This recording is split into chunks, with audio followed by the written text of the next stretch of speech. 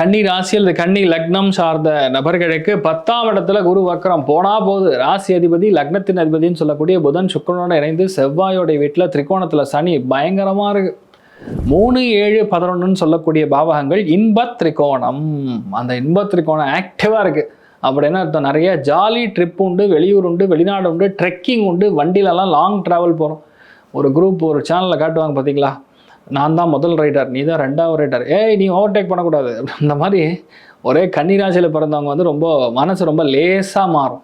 ஏன் லேசாக மாறும்னா காமெடி நிறையா பார்ப்பீங்க, ஃப்ரெண்ட்ஸ்லாம் வீட்டுக்கு வருவாங்க, நிறைய சந்தோஷமான பயணங்கள்லாம் இருக்கும், எதுவாக இருந்தாலும் பார்த்துக்கலாங்கிற ஒரு தைரியம் இருக்கும். ஆனால் 4ஆம் இடத்துல உட்கார்ந்து இருக்கக்கூடிய மிக முக்கியமான கிரகங்கள் சூரியன் செவ்வாய் சேருவது பொதுவாக அம்மாவுடைய ஹெல்த்தில் கவனம்.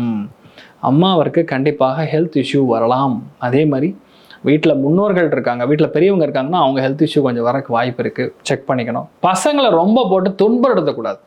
4ஆம் இடம் இவ்வளோ ஆக்டிவாக இருந்ததுன்னா 5ஆம் இடம் காலின்னு அர்த்தம். 5க்கு 4ங்கிறது 12ஆம் இடம் க்ஷேதபாவம்.